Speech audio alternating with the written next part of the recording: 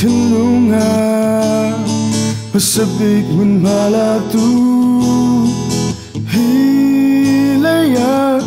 babu taman nase Katilunga nang jamun nang lâu trong katilung lian le tôn chan mình ở bên chan re dây thúc kinh mi là khara man se zum ta kan dot mi nang kan na lai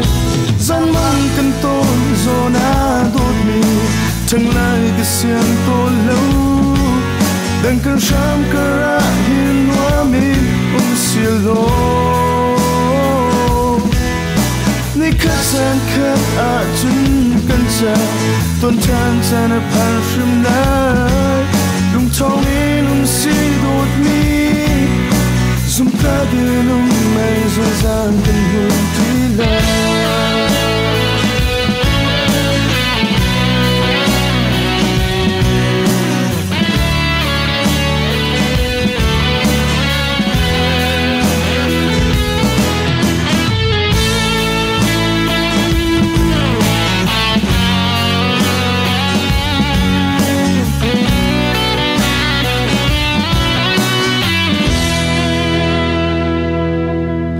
nang lâu trong thiên lung li le tôn chân hình hạt bên chan re dây thúc kinh ni le khara man se zum ta kan dot mi nang kan ngala san mang kan tôn zona dot mi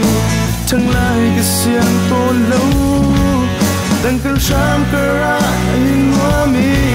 silo ni khazan khada chun kan cha ton chan chan a passion lai lung sao in si dot mi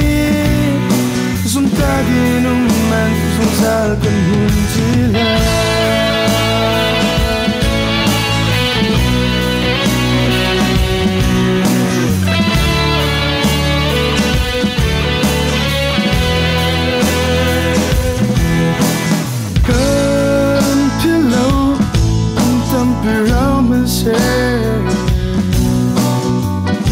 Katilunga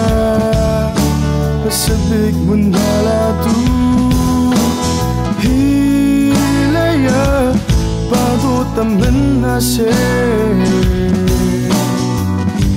Katilunga nang jamun nang lâu trong thiên lung li le tôn chan hình hạt bên chan re dây thúc kinh ni là khara man se zum ta kan dot mi nang kan ngala zan mang kan ton zona dot mi thang lai cái xiang tôn lâu đang kan sham kara in wa mi silo ni khazan khat a chun kan cha tôn chan chan a par shim lai lung sao in si dot mi zum ta di nung man zum zal kan hun